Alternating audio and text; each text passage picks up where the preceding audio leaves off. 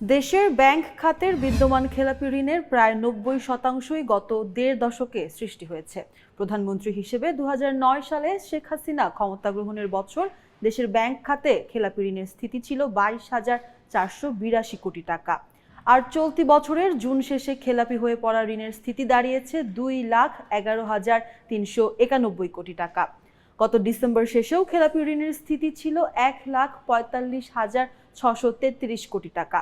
সে হিসেবে মাত্র ৬ মাসের ব্যবধানে ব্যাংকগুলোর ৬৫,৭৫৮ কোটি টাকার খেলাপি ঋণ বাড়ল। ব্যাংকগুলোর বিতরণকৃত ঋণের ১২.৫৬% এখন খেলাপি। বাংলাদেশ ব্যাংক থেকে গতকাল মঙ্গলবার খেলাপি ঋণের এ তথ্য জানানো হয়। তবে খেলাপি ঋণের এই স্থিতি ব্যাংক খাতের প্রকৃত চিত্র নয়। গত দেড় দশকে পুনঃতফসিল, পুনর্গঠন, অবলোপন সহ বিভিন্ন নীতিমালার উদারীকরণ করেছে বাংলাদেশ ব্যাংক। এর মাধ্যমে ব্যাংক খাতের খেলাপি ঋণের প্রকৃত চিত্র ধামাচাপা দেওয়া হয়েছে। আবার প্রভাবশালী ব্যবসায়ী ও ক্ষমতাসীন দলের নেতাদের মালিকানায় থাকা ব্যাংকগুলোকে অবাধে অনিয়ম দুর্নীতির সুযোগ দেওয়া হয়েছে। ওই ব্যাংকগুলোয় যথাযথ নিরীক্ষাও করা হয়নি। ব্যাংক সংশ্লিষ্টরা জানান, দেশের ব্যাংক খাত থেকে নেওয়া বেনামি ঋণ পুনঃতফসিলকৃত ও অবলোপনকৃত ঋণ সহ আদায় হবে না এমন ঋণের পরিমাণ অন্তত ৭ লাখ কোটি টাকা। ব্যাংক থেকে বের হয়ে যাওয়া এই ঋণের বড় অংশই দেশ থেকে পাচার হয়ে গেছে। গভর্নর হিসেবে ডক্টর আহসান এইচ মনসুর দায়িত্ব গ্রহণের পর এরই মধ্যে ১০টি ব্যাংকের পর্ষদ ভেঙে দিয়েছেন। আরও ৫ থেকে ৭টি ব্যাংকের পর্ষদ দ্রুতই ভেঙে দেওয়ার প্রক্রিয়া চলছে। অনিয়ম দুর্নীতিতে বিপর্যস্ত এসব ব্যাংকের প্রকৃত চিত্র সামনে এলে দেশের অনেক ব্যাংকই অস্তিত্ব সংকটে পড়বে।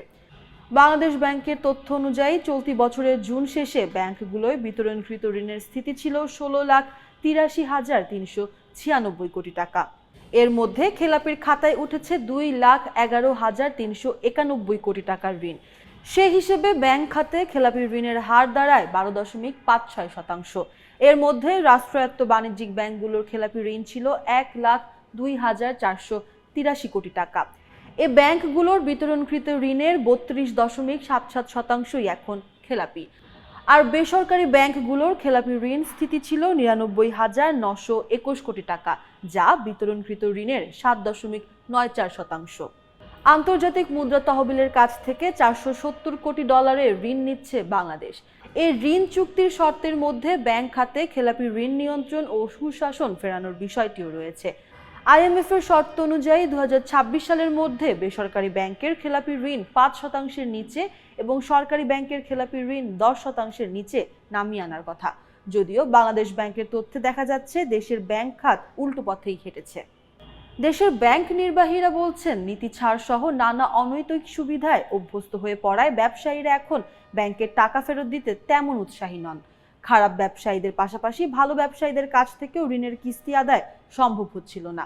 এ পরিস্থিতির মধ্যেই দেশে গণঅভ্যুত্থানের মুখে শেখ হাসিনা সরকারের পতন ঘটে। আওয়ামী লীগ ঘনিষ্ঠ ব্যবসায়ীদের কাছে ব্যাংকের লাখ লাখ কোটি টাকার ঋণ রয়েছে। এখন ওই ব্যবসায়ীদের বেশিরভাগই পালিয়ে বেড়াচ্ছেন।